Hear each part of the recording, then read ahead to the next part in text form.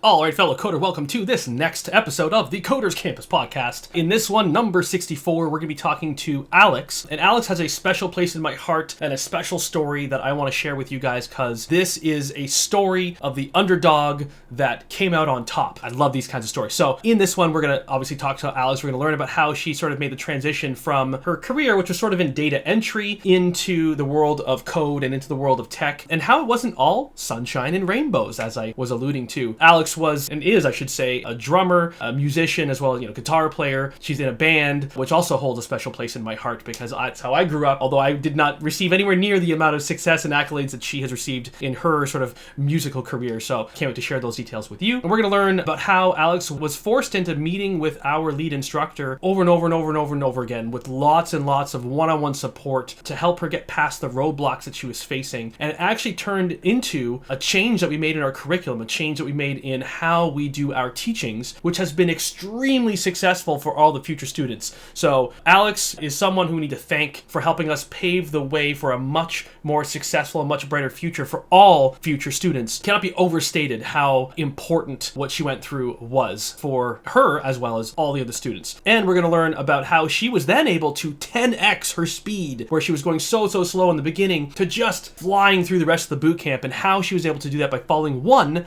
simple rule that when, like I said, she followed, she rocketed in terms of her speed and her success. So all that and more in this episode. Again, it's coderscampus.com/64 if you want to get to the show notes and if you want to be able to find her LinkedIn profile and reach out and ask her questions about her journey and everything. Without further ado, let's jump into the conversation that I had with Alex. Who are you? Who is Alex? What is interesting about yourself that you can think of, that you could talk about? What was life like before you even decided that you had any interest in technology at all? Maybe you've always been interested in technology. I don't know. But yeah, tell us about yourself. I know you said, oh, talking about yourself. People love to do that. And every time someone asks me a question about myself, like, who are you? That feels so loaded. Like, I don't know what to start with or what to say. I play video games and I play music, and those are things that I like to do.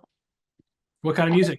Are you an instrument like a guitar or piano? Are you vocal? Are you what's your point? Um, I play guitar a little bit, but I've been playing drums for almost 15 years. Wow. Okay. Yeah, I got my first kit when it probably is 15 years. I got my first kit when I was 12 or 13, and I've been in a band for about 10 of those years. Nice. So you've got some Yeah, rhythm. I put out a couple albums, put out a couple EPs. I'm actually going, I moved to San Antonio 7 or 8 months ago from Louisiana, and I'm actually going down this weekend to play like a reunion show. Oh, that's so fun. So that's the band from back home type of thing.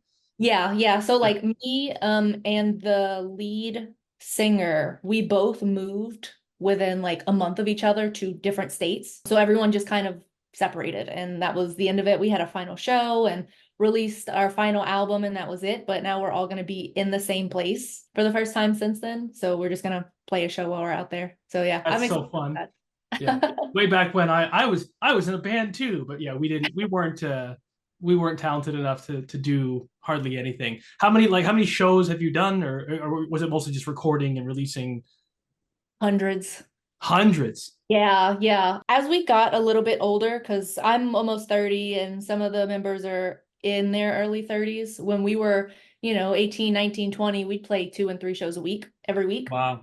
Yeah, we played a lot. And the city I moved from is a little on the smaller side, but we were one of the bigger bands in that area. So we would like rent out billboards whenever we would do like album releases or EP releases and pull in a lot of people. We've done music videos and Holy cow. Okay, so that's legit stuff. Yeah, that's legit. Okay. yeah, So some of our what's friends in that area like got signed to labels.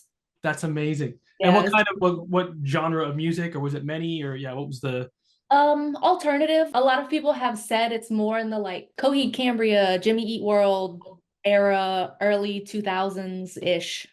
Love Uh, it. That's yeah. exactly my jam, man. That's exactly my jam. I hear songs like that all the time when my Spotify has me nailed in terms of my Mhm. choice of songs. And yeah, Jimmy Eat World and yeah, Coheed Cambria, all those sort of, yeah, pop, punk, alternative, whatever style bands are, yeah, they're Yeah. a constant rotation in my house. So That's so cool. I didn't know that about you. So Yeah. that's fun. So you did music, drums specifically, video games. I mean, who doesn't love video games? They're an amazing escape, and the stories are incredible. So you did that, but while you were doing that thing, I'm assuming that wasn't like your job, unless was music your job, or did you have an actual No, no, job? it was the money we would make would fuel more music, like instrument repairs, paying for videos, paying for recording, stuff like that. It Yeah. wasn't pocketed by any of us. So before I decided to join the boot camp and like get into tech, I was doing kind of data entry stuff. So I don't know if you probably haven't heard of Waiter, is a food delivery service, Mm, kind of like Uber Eats sure. and stuff like that, DoorDash. So it was one more local to my area. And what I would do is whenever we would partner with new restaurants, I would build their menus. And Mm, I wouldn't make the website. It was more like a website template and I would fill everything in. But it was also my first work from home job too. nice. Okay. So I got a taste of work from home. I got a taste of more on the data side, not really tech, but I did get to learn a lot of their like ticketing systems and more of like an agile environment. So that was really cool. And at the time, my wife was in school and she was like, well, you're more into data than you ever have been and you like working from home. So why not just venture into tech? See what happens. Flirt with it. Yeah. Yeah, right. And I was like, yeah, I mean, I'm not really like doing coding because she kept mentioning she was like, what you're doing is basically coding. And I was like, Yeah. kind of not. Like you hear I make websites and you think I make websites, but that's not Right. what's happening. But it kind of got the wheels turning a little bit in that I wasn't working and the job she had was enough to cover everything. And she was like, you're able to get unemployment. You don't have to rush to get another job. So take it as an opportunity to go back to school. Nice. And that's what I did. I started learning like HTML and CSS on my own. I know it's not like a language, but I got really into that and I feel like I'm pretty decent at it. And then I was like, well, I don't know what else to do after this. And I feel like if I try to do anything else on my own, it's not gonna work. Like I'm not gonna understand it. I'm gonna get frustrated. I'm gonna quit. So if I want to do something, like really do something with it, I should like go back to school or join a boot camp or something like that. And I was looking at a couple different ones. It was something Lambda Institute or something like that. Thank Lord you didn't do that. Okay, good. Yeah, You, no, they not, had the yeah, free. you had a bit of a history of not being very Yeah, no, and it was very polished. right. Um, what I had seen of it was very polished.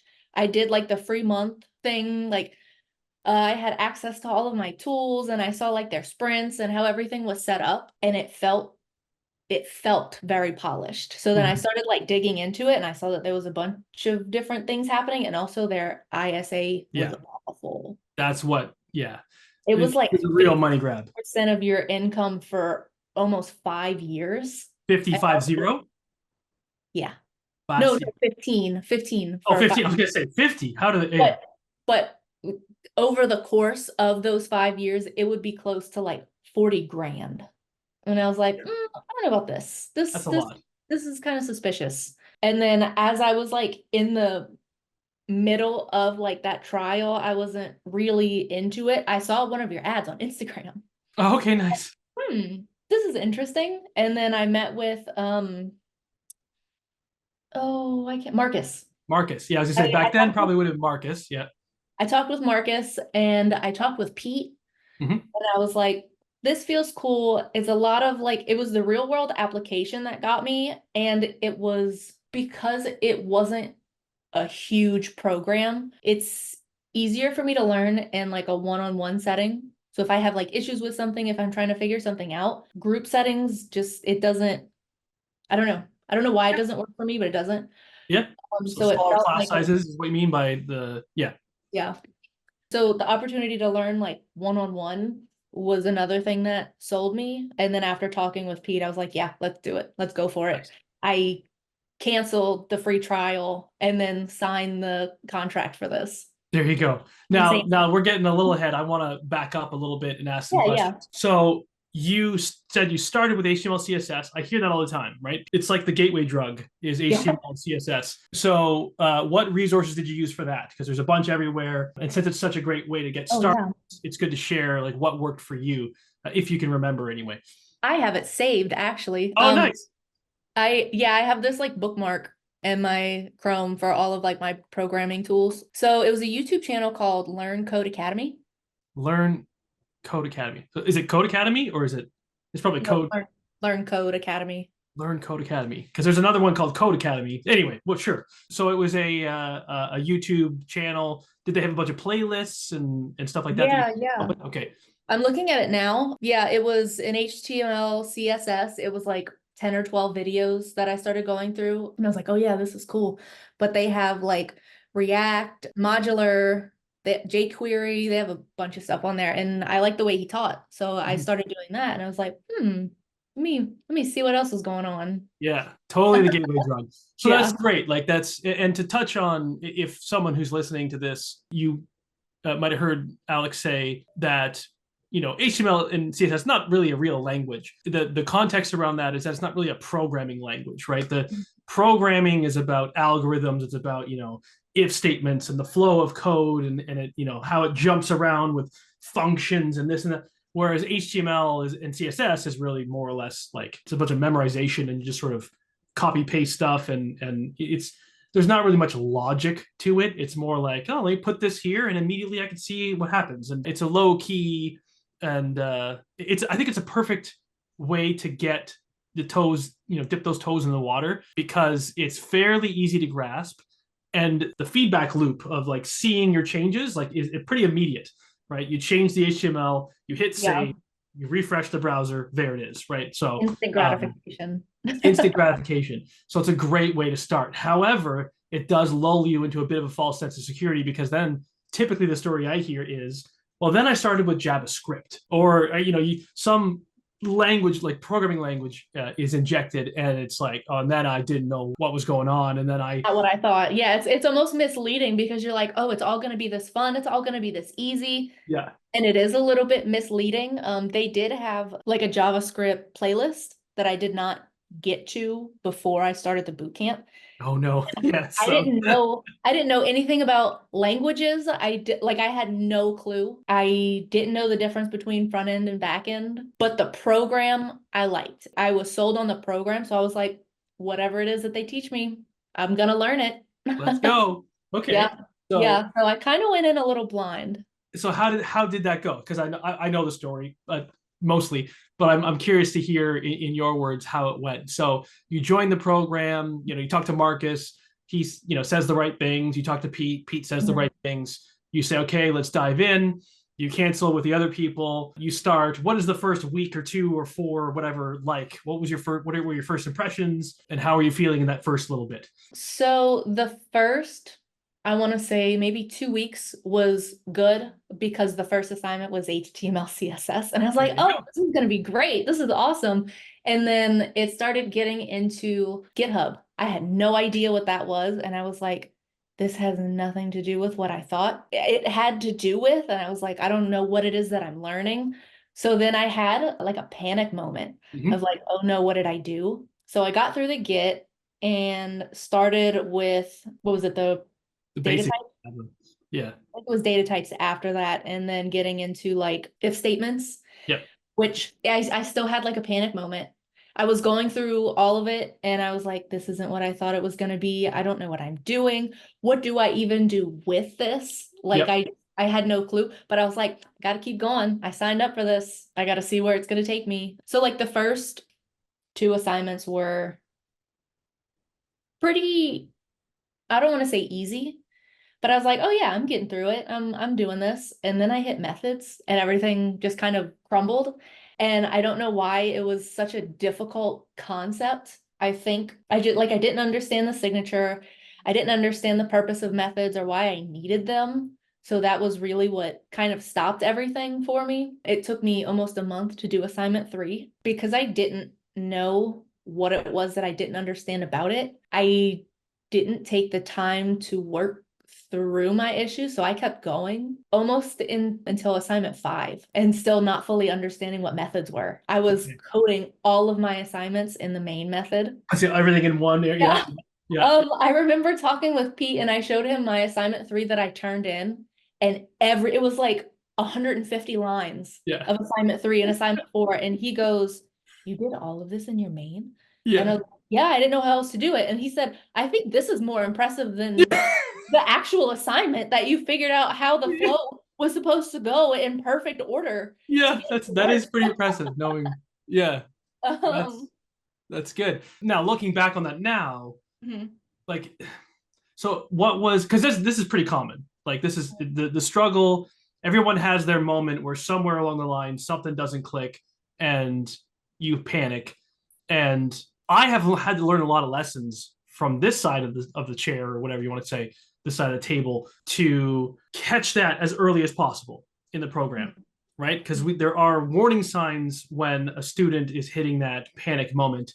And if you don't catch that in time, if the student isn't strong-willed enough, and I think you were, I think we were late on catching it for you, and for that I apologize. But the lessons I've learned from that have been incredible, and hopefully are making a big difference for the new students. So thank you for paving the way of that part of the program, even though I know it was rough. But it's the earlier we can catch that and let the students know that what they're feeling is pretty much the same experience, the same feelings that every student goes through when they go through these programs. If they hadn't done any prior, mhm. like deep exposure therapy, exposure therapy to coding, if they hadn't gone through the pain and suffering of learning a language on their own, a real programming language on their own, then they get that first experience in the boot camp. And it is, I don't know what the words are, humbling, or yeah, panic inducing, anxiety Yeah. inducing, emotional roller coaster. So super common. So good on you for toughing it out and not bailing,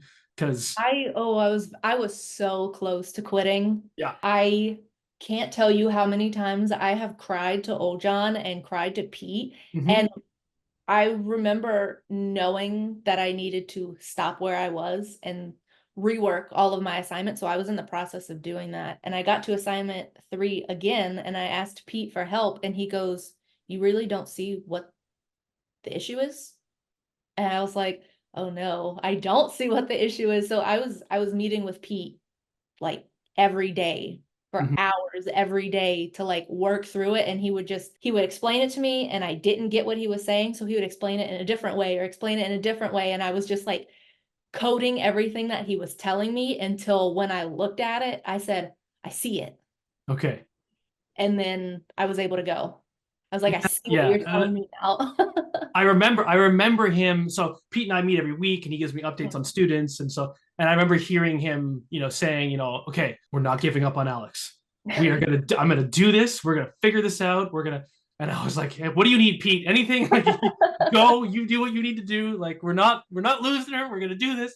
And yeah, so I remember that very Yeah. clearly. And so yeah, I'm obviously now we come out the other side, and you look back on it, and like you said, something clicked. Do you remember what, for methods or functions, whatever you want to call them? Do you remember what that aha light bulb moment was, or was it just a series of a bunch of little things that finally made sense? Or It was, I remember where we went through like the lesson list with the videos, and he goes, "Do you remember this video? You watched it, you understood everything that happened in this video. Good. We moved to the next one." And he goes, do you understand everything that happened in this video?" Until I stopped understanding, and he goes, "This is where we're going to start." yeah, I remember him telling me that that was the approach. Yeah. Yeah, okay, nice. So we went through like Pojos, Mm-hmm. and I had my fields, and then we would do the constructor and the getter and setter. And he goes, "Do you even know what's happening in the constructor?" And Yeah. I was like, "No, I don't. I don't know what this is. I don't know why I need it." So we would go through that, and then we would, I'm trying to think of how to explain it. I had my main method, and we would do something like, I don't know, TV shows, and we give it some fields, and we would do setters in the main method, so I can see like where they're coming from in the Pojo and how they're getting set.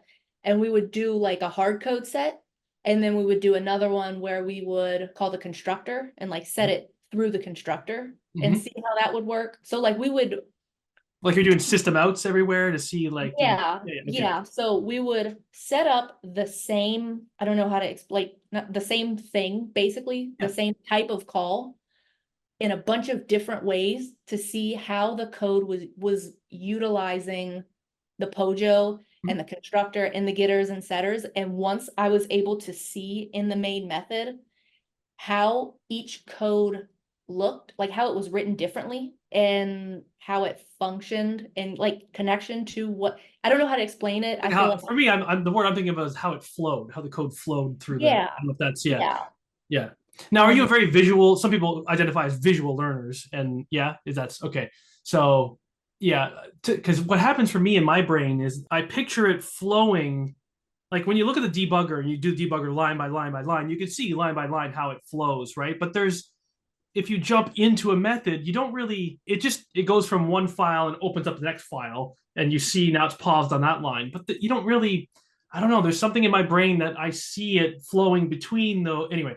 So I've always wanted to have to work alongside with like an animator to put real visuals to how my brain see, but I don't know. I don't know if what I see in my brain is something that would be helpful for new people learning how to code. Anyway, we're getting. I think where the gap was for me is whenever I would see a method and I would see if they had anything in the parameters, like int something, string something, I didn't understand what that meant. Sure.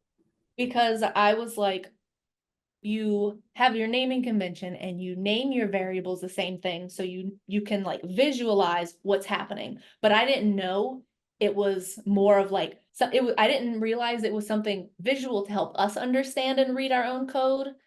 I thought it was the actual thing, if that makes sense. So I was like, well, how does it know? Yeah. Yeah. How is it getting this? It wasn't, oh, this is a placeholder for whenever I use it.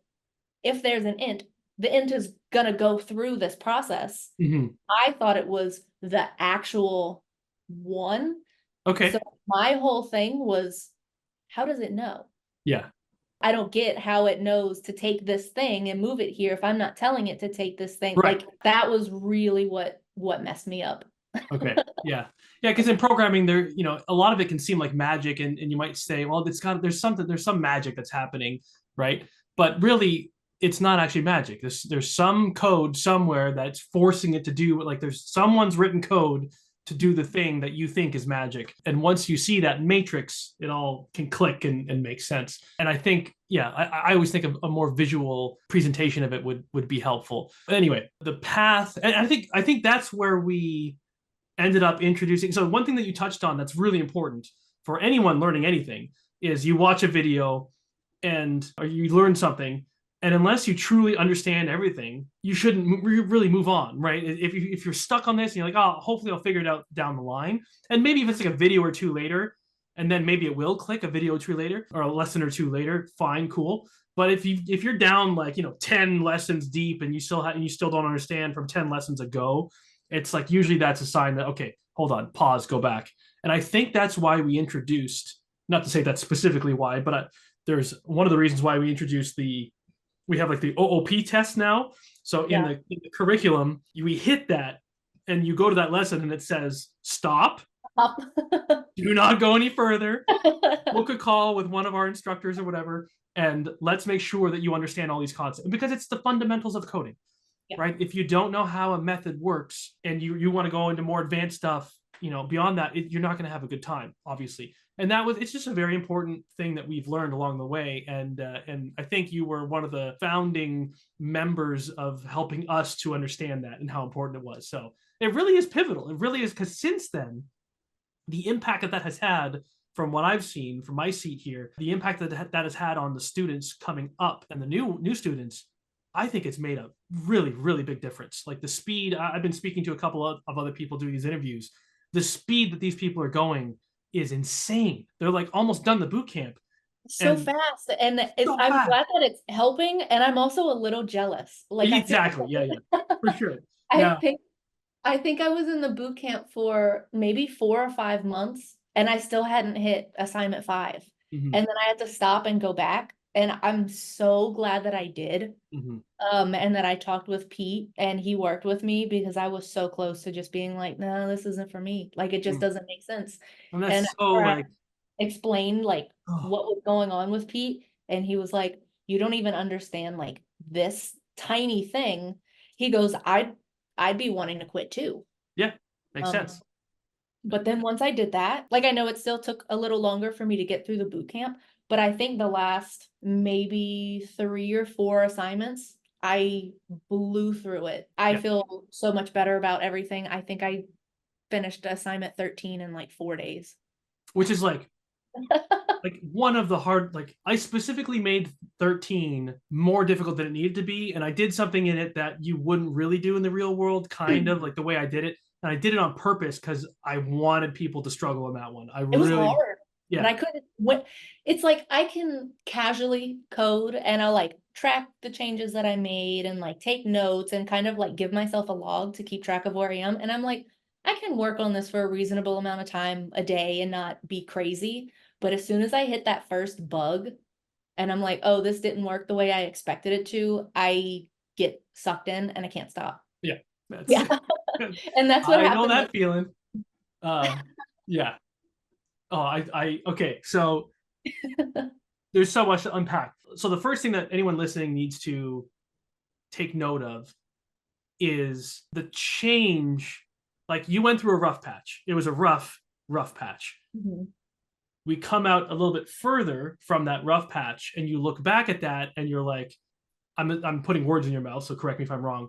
But you look back at that, and was it a sense? I guess it wouldn't be a sense of like, how did I even struggle with that? Like, it seems so easy to me now. I don't know if it seems so easy to you now, but the change in like the fact that you could do assignment 13 in like 4 days versus how many months was it you were stuck on assignment 3 or what is it you said?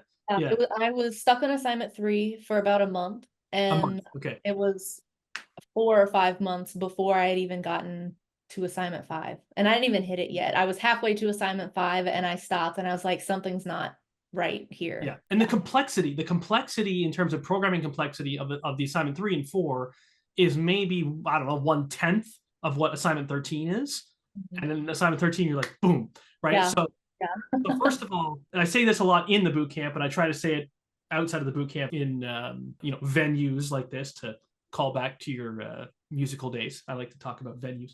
In this venue, the first half is so much more difficult than the second half, right? And people think that because they're struggling so much in the first half, they can't even imagine how bad the second half is going to be. And it's the other way around, right? And this is a really good illustration of that fact. And really, for the rest of your career, that same concept applies. Like the most you're going to struggle in this whole journey, in my opinion, is in the boot camp, right? Once you get on the job, there's some stuff you need to figure out on the job. Sure, there's going to be some struggling. You're probably going to have some panic attacks on the job as well. We all do. But I don't think they're going to be anywhere near the same level of panic attack as you had in the boot camp, because that's the rite of passage that we go through when we first start learning something pretty complex. Like computer programming is complex, right? It's one of in my opinion, one of the harder things to learn in life is programming. So It feels cool to know how to do something that no one it's else knows how to do. so It's just cool, gotta right? feed the ego a little bit. It feeds the ego, and it legitimately is useful. Like Yeah. for example, I just finished working on a series of videos. I think it was like 19 or 20 videos. I'm going to get them out on YouTube hopefully in the next year, probably hopefully in the next like month or a few weeks if it goes well. But there's still some stuff I've recorded that I haven't released, and it's been like a year. But anyway, I solved my own problem. There's a problem I had in my business, and I said I need to solve this. And of course, I'm going to create code to do it. And I love coding, right? And I don't get enough opportunities to code. So when I finally find a good use of my time to be, time coding, and then I could record it as well as content, it's so much fun. And like you take something that's nothing, doesn't exist, you create something out of nothing that actually solves a problem, and that ties together all these different, like there's these different apps that are now talking to each other. And I just use Railway to deploy it. I haven't really used Railway, and I never used Railway before, and it's so much fun, and it's so easy to do Railway. And I recorded a little, like it was like an hour-long video of me just playing with Railway. Anyway, so not only is it feeds the ego, and it's fun while you're in it. Like that first bug, you get hooked, right? You just got to solve the next problem, solve the next one, solve the next one, and then eventually you get paid a lot of money to do it. And when you put That's all that also together, to me, it's exciting. like, sorry, say that again. No, I said that's also exciting. Right? It's like, to me, and the term I use all the time is it feels like cheating at life. It feels like cheating because you get to do something that's fun, that scratches an itch, that feeds the ego, that more than puts food on the table. And it's like, I don't know. I love it. That's why I do what I do. You know, my purpose is about changing people's lives, but it's changing people's lives through the vehicle of learning to code. Mhm. Right? If there was a better vehicle that I was if I knew of a better vehicle that I was also an expert at, I'd be using that. That would be I'd be teaching that. But this is like, you know, the Venn diagram of all the things coming together is programming and teaching programming. So anyway, yeah, I love it. And now, oh crap, there's another thing I wanted to touch on. Oh, maybe it'll come back to me later. So that was an important one. I was like, I'm going to forget this. If I go down I said, where am I even going to start what you were saying? Anyway, hopefully it'll come back to me. So you stuck through it. You've graduated now. I don't remember when it was that you graduated specifically, a few months. How I long think was that? I'm still working on my final. I'm almost done with it. You're still working your final. That's right. You told me you were going to have the final potentially done today. I wanted it done this past weekend. I'm not quite there yet. Okay. I got help from old John, and he said, no. That's right. Okay. I remember now that was in a check-in call. I think I heard that. So, okay. So you're almost done your final. In the meantime, while you are working on your final project, you have been putting some feelers out in the world to see, you know, are there any employment opportunities? I know that we've touched base on a couple of them, or at least one of them. How has that whole process looked? How's that been going? Honestly, a little grim. I haven't had the most amount of time to really deep dive. It's, you know, if I have an extra hour or two throughout the week, I'll dedicate that to putting out applications, but really like going through and looking at what's available and seeing what I would be best at or what I would be a better match at and having time to do follow-ups. I have not taken the time to do that yet. Mm-hmm. So that's probably why I haven't heard back from a lot of people. I think I've had 3 interviews. So, so you defined it as grim. Okay, so I want to unpack that, and this is great, by the way. This is exactly. I don't want to paint this rosy, you know, rainbows and sunshine, whatever butterflies picture of what it looks like when you get out into the real world and try to get that first job. It sucks, ladies Sucks. and gentlemen. Yeah. It sucks. And I mean, like Yeah. most of my time right now is dedicated to getting the project done. Yep. So I'm like, I know I could be putting more effort into looking for a job, but I want to make sure I'm good enough to do what is being asked of me. So I've really been putting most of my time to my assignments and my projects. And like I'll do like quick apply and I've gotten a couple callbacks, but From Quick Apply? Oh, good for you. out of the few hundred I've put out, I've Okay, a gotten few hundred. All right. 2. Yeah. Yeah, like I've Yeah. gotten 2 from a couple hundred. So I think it's more of like feelers right now, but when I'm actually done with my project and I can kind of transfer the time that I'm energy, hopefully it'll be better. Okay. So I have a whole bunch of thoughts here. So let's unpack this. So first thing is, yeah, the quick apply button. I've talked about this a lot, so I won't spend a lot of time on it. The quick apply is you know, feels like you're doing something useful, but oftentimes it's a little bit of a waste of time because typically you don't get callbacks. So, but the fact that you've done a few, like, let's try to be as accurate as possible. So are you thinking you have applied to a total of about 200 jobs? Is that what, a couple hundred, or is it a few hundred, 300, 400, 500, 1,000? Like, what's the ballpark? 100, How probably many? 2 or 300. 2 or 300. So Yeah. in the world of entrepreneurship, there's something called a conversion rate. A conversion rate, it depends on where you're looking in terms of the overall picture. But in this case, there's work that you're doing, which is applying to jobs. And there's a response you're hoping to get back, conversion event, a positive signal that to get invited to an interview, right? So how many job applications do I have to send out before I get an interview request back? If you have a 1% conversion rate, that means you send out 100 job applications and you receive 1 phone call back to get 1 job interview. That is actually pretty good. I would say even in the world today and how the economy and everything is going on today, I would be so bold as to say a 1% conversion rate with that methodology is fantastic. Okay. So I don't, yeah. So, and I'm not trying to say this to, like, you know, what's the word? to Like, keep keep up the doing what spirit you're and doing. Yeah. keep going and keep.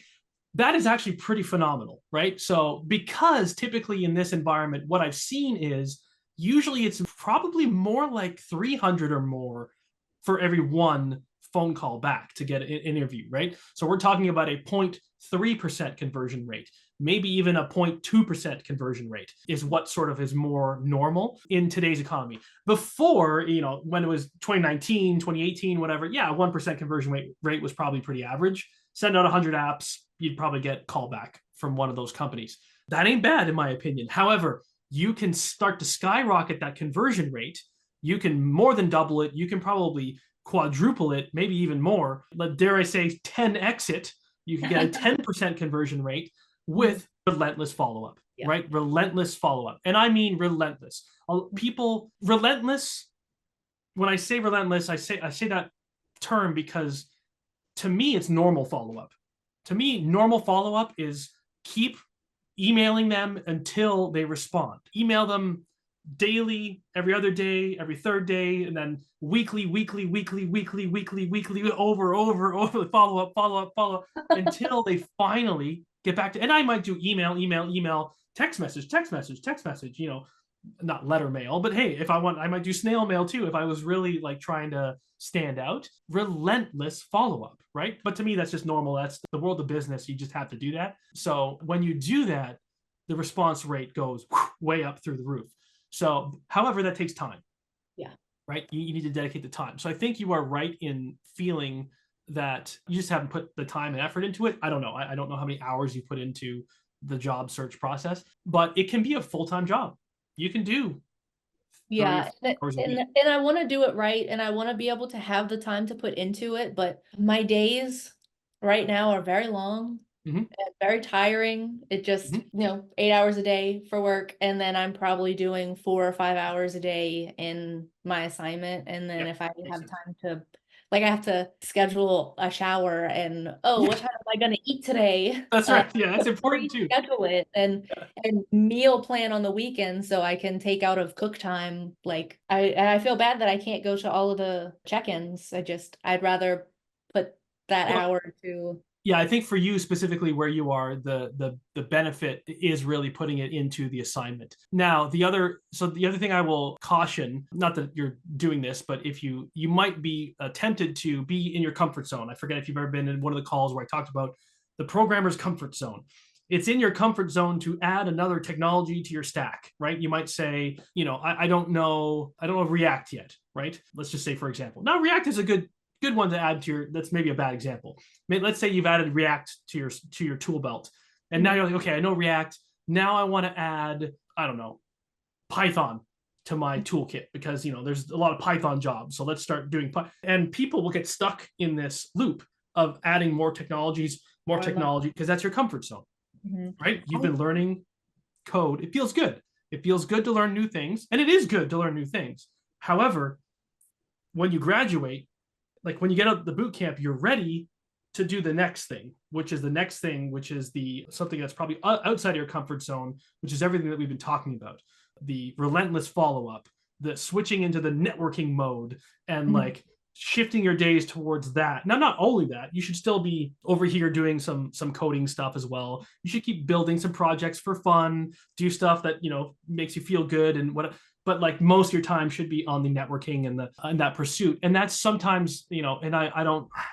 Anyway, this has happened with many students in the past where I You don't just know keep how. adding more and adding more. And I've actually talked with Pete about this, and my plan for after I'm done is actually going back and redoing the past 4 or 5 assignments again.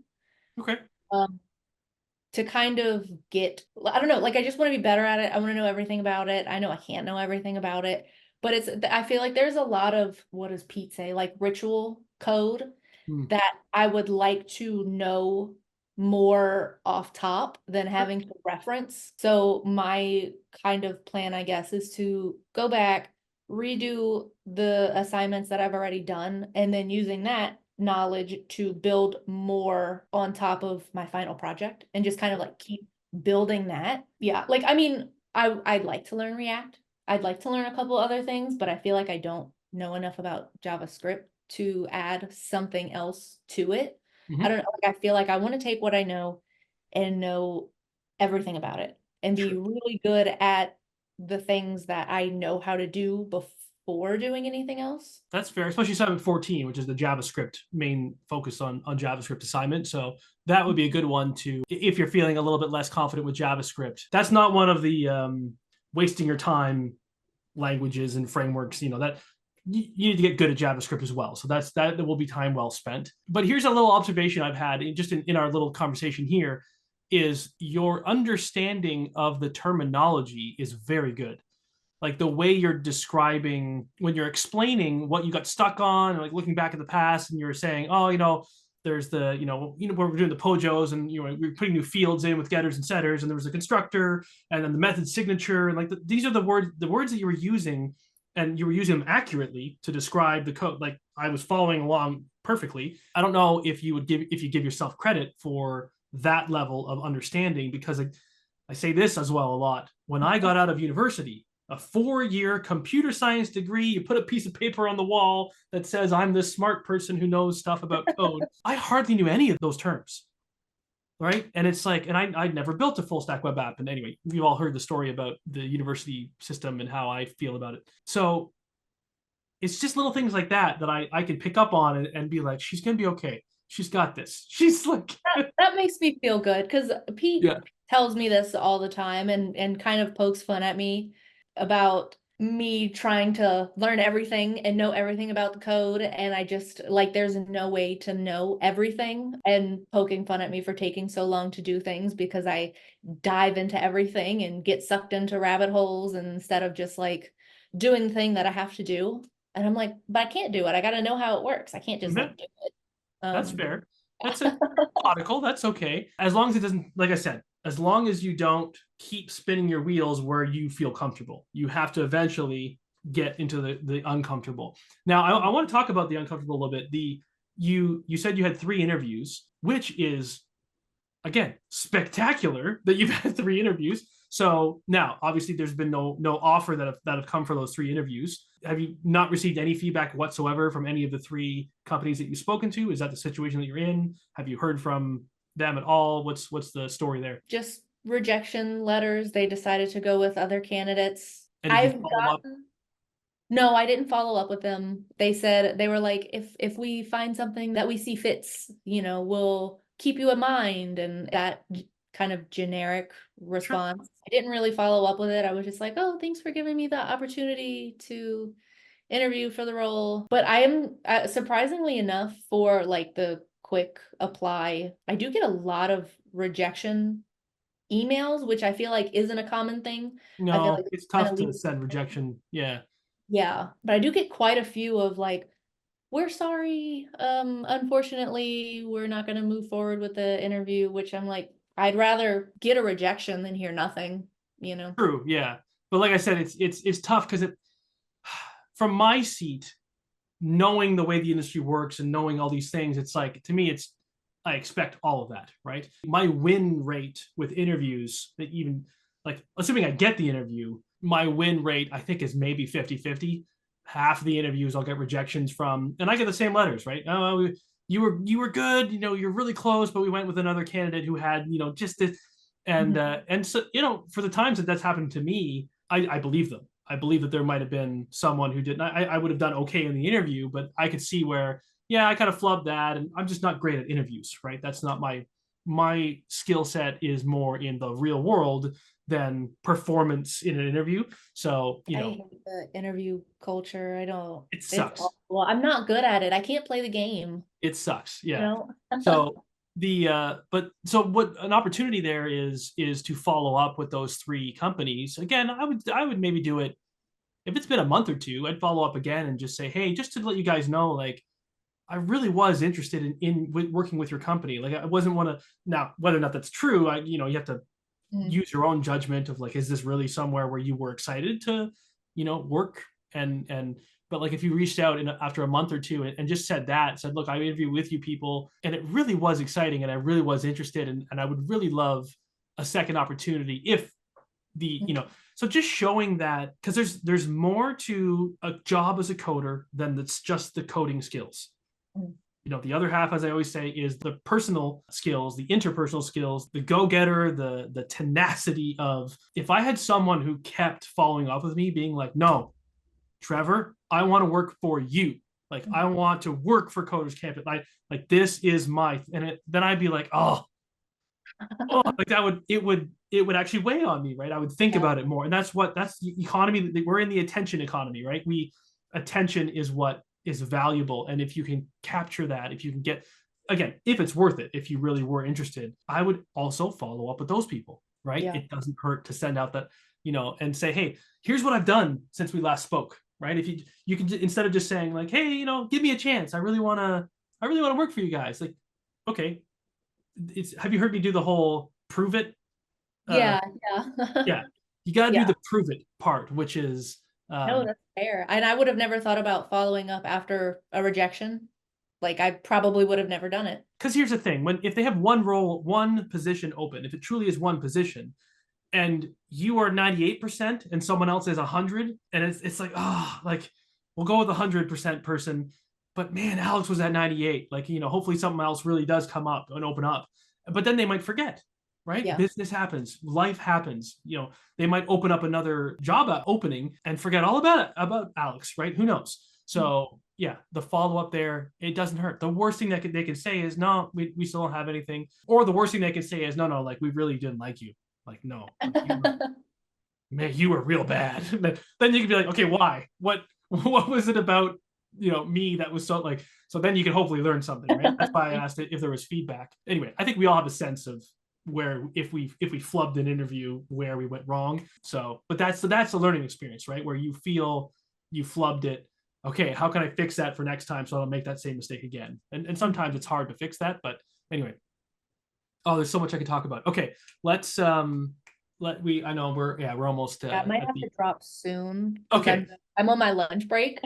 Okay, so then let's wrap it up with, is there anything we didn't talk about that you wish we talked about here in this conversation at all?